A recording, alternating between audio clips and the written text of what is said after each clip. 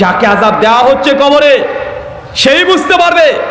আপনি যতই চেষ্টা করেন না কেন, যত সিসি ক্যামেরা লাগিয়ে দেন, মাইক্রো যন্ত্রগুলো লাগিয়ে দেন, তারপর যে মানুষের উপরে আযাব হচ্ছে এটা বোঝা সম্ভব নয়।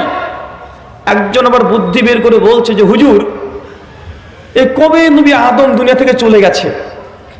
বর্তমান বিশ্বে 800 কোটি মানুষ, কত মানুষ মারা গেছে।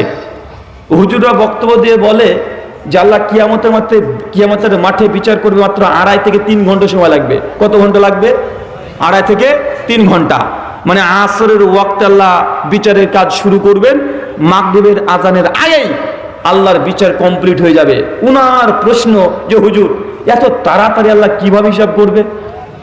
কত কোটি কোটি মানুষ, এখনই তো 800 কোটি মানুষ, 2.5 ঘন্টা বিচার করা সম্ভব?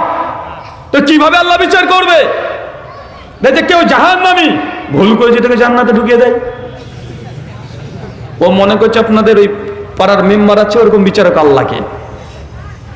বলছে একজন যে জাহান্নামী হয়, কিন্তু এত দ্রুত হিসাব করার কারণে আল্লাহ যদি তাকে জান্নাতে দিয়ে দেয়, আর জান্নাত থেকে যদি জাহান্নামে দিয়ে দেয়। আমার সাদা মনে সাদা প্রশ্ন, আমি সাদা মনে, আমার কাদা নেই ভাই, তাই আপনাদের কাছে প্রশ্ন করি, একটু উত্তর দেন তো।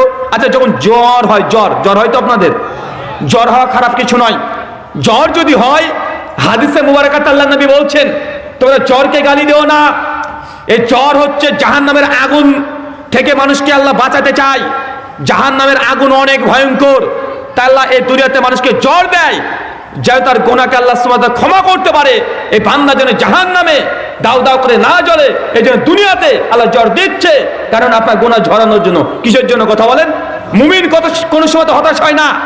রাস্তাতে চলতে চলতে যে একটা কাটা পায়ে বেঁধে যায়, আপনি যদি সবর করেন, ধৈর্য ধারণ করেন, নেকি আছে না নাই? আছে। তাই যারা অসুস্থ আছেন, অসুস্থ হয়ে গেলে কখনো অধৈর্যশীল হবেন না, সবর করেন যে আল্লাহ তোমাকে অসুস্থতা দিয়েছো, তুমি আর শাফি, তুমি সুস্থতা দানকারী, তোমার এই সিদ্ধান্তে খুশি। আপনি ধৈর্য ধারণ করেন, সবর করেন, তসবিহ তাহলিল জিকির আজকার করেন, ইনশাআল্লাহ এই অসুস্থতায় আপনার জন্য জান্নাতের কারণ হয়ে যাবে। করবো তো ইনশাআল্লাহ? অসুস্থতাকে গাল নয়, অসুস্থতা কে দেয়? কথা বলেন, কে দেয়?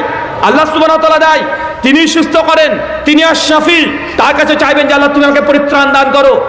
আল্লাহ সাথে আপনাকে অসুস্থ দেয় এই জন্যই, আল্লাহ আপনার কল্যাণ চাই, ভালো চাই। দুনিয়ার ছোট ছোট এই আযাবে যেন পরকালে জাহান্নামের আগুন থেকে বাঁচতে পারেন, এই জন্য আল্লাহ আপনাকে ভালোবেসে আপনাকে জ্বর দেয়, আপনাকে অসুস্থতা দেয়। এটা আপনাকে ভালোবাসার কারণে, আপনাকে দুনিয়াতে আযাব দেওয়ার জন্য নয়।